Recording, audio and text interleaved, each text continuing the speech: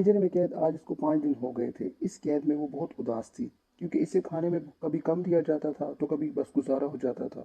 जब वो आज़ाद थी तो अपनी मर्जी से शिकार करके बहुत पेट भर कर खाया करती थी, मगर आज वो पिंजरे में मुसलसल परेशान और बेचैन होकर इधर उधर घूम रही थी। आज इसने अपने दांतों का इस्तेमाल करते हुए जाल की सुलाखों को काट काट कर कमजोर कर लिया था। अब वो बेचैनी से टहल रही थी, क्योंकि आज इसे बहुत भूख लगी हुई थी। 20 किलो गोश्त खाए हुए इसे 24 घंटे हो गए थे। अब भूख और गुस्से से इसका बुरा हाल था। फिर कुछ देर में एक आदमी दरवाजा खोलकर आया और इसके पिंजरे की जानिब बढ़ा। इसके हाथ में एक शॉपर था जिसमें गोश्त था। फिर वो नजदीक आकर गोश्त पिंजरे में डालने लगा। जो ही इसने थोड़ा सा गोश्त निकालकर पिंजरे में डाला, वो गोश्त वाले हाथ पर जोर से झपटी।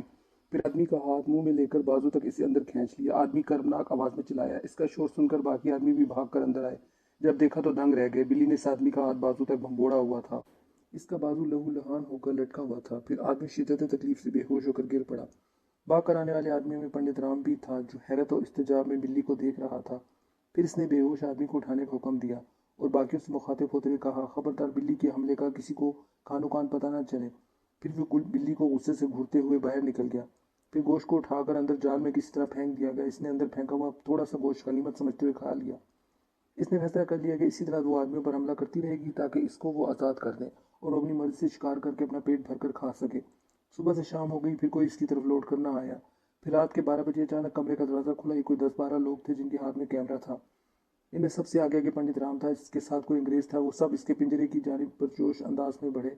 फिर उन्होंने बिल्ली को देखकर बहुत खुशी का इजहार किया। फिर उन्होंने पंडित राम की तारीफ की और कहा कि ये एक बहुत बड़ा कारनामा है जो आपने सर अंजाम दिया है। फिर वो अंग्रेज फरते इश्तियाक में पिंजरे की जानिब बढ़ा। वो नज़दीक से बिल्ली की फुटेज और बिल्ली के साथ सेल्फी लेना चाहता था। फिर जैसे ही थोड़ा सा वो आगे बढ़ा, मोबाइल से फुटेज लेने के लिए इसने कैमरा ऑन किया। बिल्ली ने पलक झपकते ही इसके हाथ पर हमला कर दिया। जोर से पंजा मारने से इसके हाथ पर बहुत बड़ी खराश आई और इसके हाथ का मोबाइल गिरकर टूट गया। Wow, that's a wonderful and amazing cat, वो खुशी से चिल्लाया। बजाय इसके कि वो अपने मोबाइल का अफसोस करता, इसने खुश होकर पंडित राम से कहा, यही वो बिल्ली है जिसका इससे सालों से इंतजार था। पंडित राम और बाकी सब लोग हैरत से इस पागल अंग्रेज को देख रहे थे, जिस खूनी और खतरनाक बिल्ली का तलबगार था। फिर आप लोगों पर क्या बीती जब आप लोगों ने देखा कि मीनाक्षी अब बिल्ली बन चुकी है? मैंने हैरत से गौर राम से पूछा। इसने अपनी आंखों से आंसू पोंछते हुए कहा, यह हमारे लिए क़यामत का मंजर था शाहजी। काश हमारी आंखें ना होती और हम ना अपनी बेटी को इस हाल में देखते। गौर राम रोते हुए बोला। मैंने इससे तसल्ली दी और कहा, आगे बताओ फिर क्या हुआ? फिर मैं और सीता दौड़कर इस पिंजरे की जानिब गए। हम रो रहे थे, दाढ़े मार मार कर। फिर हमने बिल्ली की जानिब नजर की तो इसकी आंखों में हजारों के तार आंसू थे, मगर वो इंसानी आवाज में बोल नहीं सकती थी। इसके मुंह से सिर्फ और सिर्फ घबराहट निकल रही थी। फिर सीता अचानक रोते रोते आगे बढ़ी और उसने बिल्ली के पिंजरे का दरवाजा खोल दिया, इस बात की परवाह किए बगैर कि वो चुड़ैल और ड्रैकुला के ठिकाने पर मौजूद है। बिल्ली दरवाजा खुल जाने पर एकदम पिंजरे से बाहर निकली और पलक झपकने में ही इस काली इमारत की दीवारों पर चढ़ी और बाहर की तरफ जंप लगाकर निकल गई। बिल्ली की इमारत से निकल रही सुंदरी इसके पीछे गई, मगर कुछ देर के बाद मायूस लौट आई। फिर इसने मनोहर से कहा, मैंने इसे काबू करने के लिए मंत्र फेंका था, मगर वो फार खारी गया और वो काली इमारत के हाथे से पलक झपकने में ही बाहर निकल गई। मनोहर ने इसकी बात का कोई जवाब नहीं दिया, बस इतना कहा कि बाद में समझाऊंगा। फिर चुड़ैल और मनोहर खूंखार नजरों से हमारी तरफ मुड़े। ये तुमने क्या कर दिया? इस बिल्ली को खोलकर अपनी मौत को दावत दी है तुम दोनों ने। फिर इन दोनों की शक्लें खौफनाक हद तक डरावनी हो गई। सीता डरकर कांपने लगी, जबकि मैं मुतमईन था इन तावीज़ों की वजह से। फिर वो दोनों हमारी तरफ लपके। चुड़ैल ने अपने लंबे नाखूनों से जैसे ही सीता को पकड़ना चाहा, मानो इसको एक जोर का करंट लगा और वो कई फीट दूर जाकर गिरी। सुंदरी को गिरता देखकर मनोहर चौंका। फिर वो अपना मंत्र जपता हुआ मेरी तरफ लपका। जैसे इसने अपना हाथ मेरे गले पर डाला, इसका हाल भी सुंदरी जैसा हुआ। वो भी कई फुट दूर जा गिरा। फिर वो हैरत से हम दोनों को देखने लगे। क्या पहना हुआ है तुम दोनों ने? अपने गले से इसे फौरन उतार दो, वरना भस्म कर दिए जाओगे, वो दोनों खौफनाक आवाज में बोले। हम दोनों ने कोई जवाब नहीं दिया। फिर मैंने सीता का हाथ पकड़ा और काली इमारत से बाहर निकलने का फैसला किया। फिर हम दोनों दौड़ते हुए बाहर की जानिब लपके, जबकि वो दोनों हमें रोक ना पाए और ना ही इनका कोई जादू हम पर असर अंदाज हुआ। काली इमारत से निकलकर हम लोग फंस गए, क्योंकि बाहर निकलकर हर तरफ नाग ही नाग थे, जो हमारी तरफ तेजी से बढ़ते हुए नजर आए। फिर जैसे ही कोई नाग हमारे जिस्म को छूता, वो फौरन गायब हो जाता। ये देखकर हमारी खुशी का कोई ठिकाना नहीं का हम इस जादुई वार से भी इन तावीज़ों की वजह से बच गए हैं। फिर हमने दीवाना वार भागना शुरू कर दिया। अजीब मुसीबत में फंस गए थे। भाग भाग कर जब हम थक गए तो थोड़ा सा दम लेने के लिए रुके, मगर ये देखकर हम हैरान रह गए कि जहाँ से चले थे हम वहीं खड़े हैं, यानी काली इमारत के सामने। जब काफ़ी देर तक भागते भागते थक गए तो फिर हम दोनों रुक गए। फिर हमने जैसे ही अपना सर ऊपर उठाया, सामने काली इमारत का दरवाज़ा खुला हुआ था, जबकि सामने सुंदरी और मनोहर खौफनाक शक्लों में मौजूद हमें घूर रहे थे। जबकि बिल्ली का कोई पता नहीं था, वो शायद इनके चुंगल से निकलकर फरार हो चुकी थी। जबकि हम इनके जादुई चक्कर में फंसकर काली इमारत में कैद हो गए। मिस्टर जोसेफ 45 साल का उधेड़ उम्र मर्द है। हॉलीवुड के कामयाब प्रोड्यूसरों में इसका शुमार होता है। वो इस वक्त पंडित राम से मुलाकात करने हॉलीवुड से आया था। थोड़ी देर में पंडित राम इससे मिलने आया। इसके साथ इसके 5 एहलकार भी साथ थे, जबकि मिस्टर जोसेफ के साथ इसका सेक्रेटरी और 3-4 दूसरे लोग भी थे। वो सब बिल्ली को देखने के लिए पंडित राम से मुलाकात करने आए थे। फिर इनको ज़्यादा देर इंतजार नहीं कराया गया। फिर पंडित राम इन 10 आदमियों को लेकर बिल्ली के कैद वाले कमरे में गया। मिस्टर जोसेफ बिल्ली को देखकर बहुत पुरजोश अंदाज में इसके पिंजरे की जानिब लपका। फिर बिल्ली ने अपना पंजा मारकर इसका मोबाइल गिरा दिया। वो बिल्ली के इस तरह हमला करने से बहुत खुश हुआ और पंडित राम की तारीफ कर दी। फिर क्या यही है वो बिल्ली जिसका इसे सालों से इंतजार था? फिर वो बिल्ली वाले कमरे से निकलकर मीटिंग रूम में आ गए, जहां उन्होंने बिल्ली के मुतालिक दूसरे मामलात तय करने थे। मिस्टर पंडित राम, आपने बिल्ली की क्या कीमत तय की है? मिस्टर जोसेफ के सेक्रेटरी ने बात शुरू करते हुए कहा। पंडित राम ने जोसेफ की तरफ देखते हुए कहा, आपने इसकी जो भी कीमत लगाई हमें मंजूर होगी। मिस्टर जोसेफ ने कुछ सोचते हुए कहा, हम आपको इसका $1 मिलियन देंगे। $1 मिलियन का सुनकर पंडित राम की आंखें हैरत से फैल गई। मिस्टर जोसेफ ने फिर पूछा, क्या आपको मंजूर है? पंडित राम खामोशी से देखे जा रहा था। फिर इसे झंझोड़ कर पूछा गया। इसने होश में आते ही पुरजोश अंदाज में कहा, मुझे मंजूर है, मुझे मंजूर है। वो जोश में तकरार करने लगा। फिर इस बिल्ली की फरोख्त का एक एग्रीमेंट बनवाया गया। मिस्टर जोसेफ ने अपने बहुत बड़े मजबूत पिंजरा बनवाया। बिल्ली को एक पिंजरे से निकालकर दूसरे पिंजरे में मुंतकिल करने का बहुत बड़ा रिस्क था। पंडित राम मिस्टर जोसेफ को पहले ही आगाह कर चुका था कि बिल्ली बहुत खतरनाक है, किसी भी तरह के हालात के लिए खुद जिम्मेदार होगा। मिस्टर पंडित, आप फिक्र न करें, मैंने अब सब इंतजाम कर लिया है, जोसेफ ने खुश होते हुए कहा। मिस्टर जोसेफ ने जो पिंजरा तैयार किया था वो एक रिमोट कंट्रोल पिंजरा था।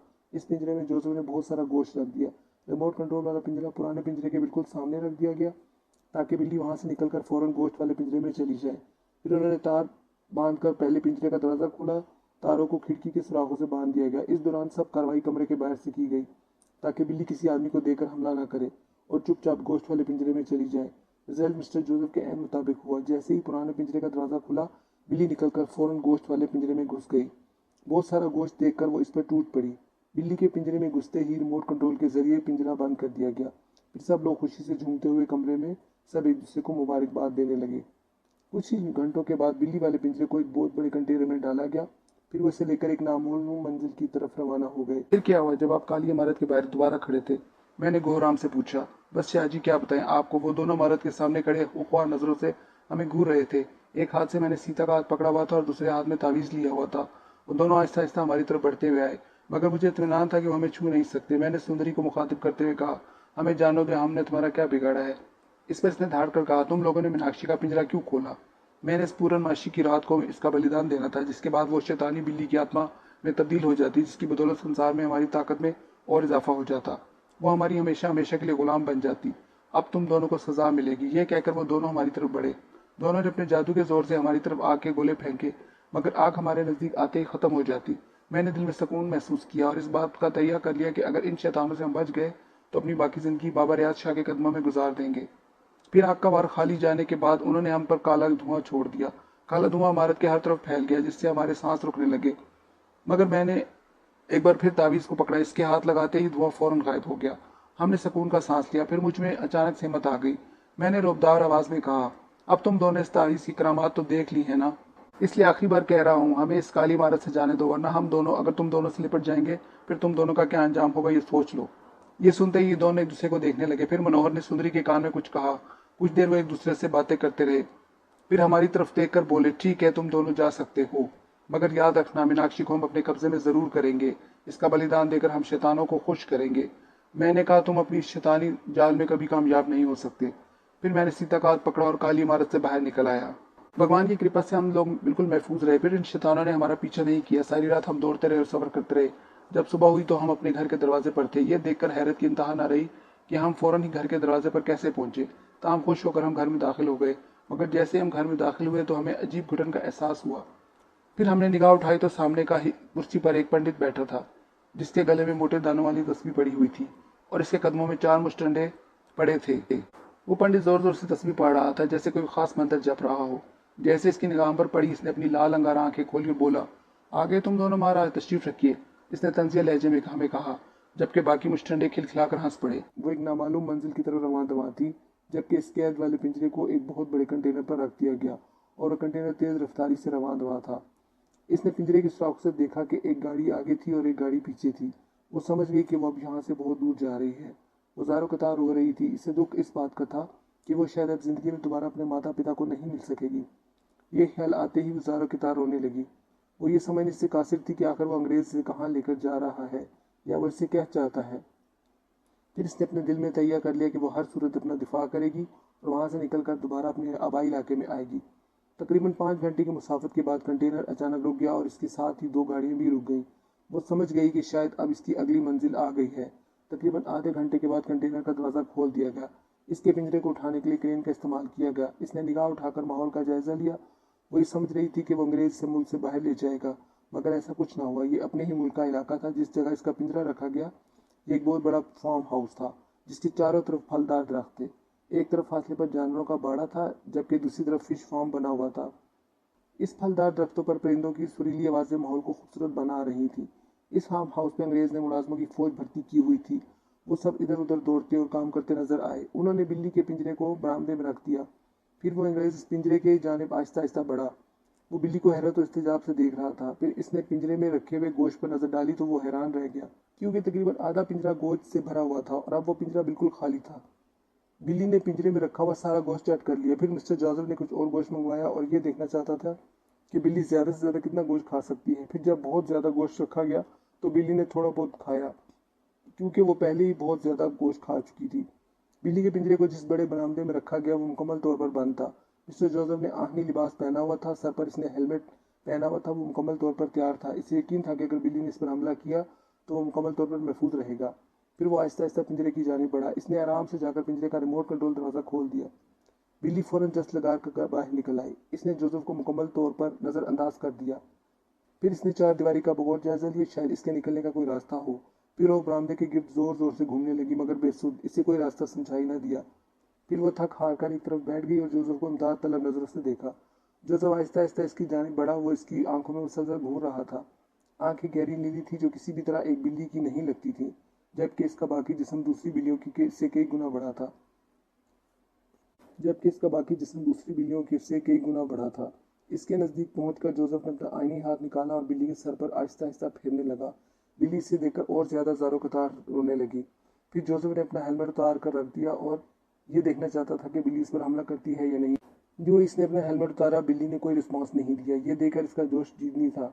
वो समझ गया कि अगर बिल्ली को भूखा रखा गया तो वो सबके लिए खतरनाक साबित हो सकती है, जबकि इसका मकसद इसे भूखा रखना नहीं था, बल्कि वो इसे ज्यादा से ज्यादा खिलाना चाहता था ताकि बिल्ली का एतमाद जीत सके, और वो अपने इस मकसद में कामयाब होता नजर आ रहा था। इसके चेहरे पर एक मकरूम मुस्कुराहट फैल गई अपने मकसद को पूरा होता देखकर। फिर क्या बना जब एक पंडित और इसके एहलकारों को अपने घर में देखा। मैंने तजस्सुस से गौराम से पूछा, बस शाह जी क्या बताएं। पहले तो मुझे इस बात की हैरत थी कि हम फौरन अपने घर के दरवाजे पर कैसे पहुंचे। फिर बंद घर में ये पांचों कैसे दाखिल हुए, वो भी इतने सुकून से बैठे हुए। फिर मैं फौरन समझ गया कि यकीनन सुंदरी और मनोहर का काला जादू होगा।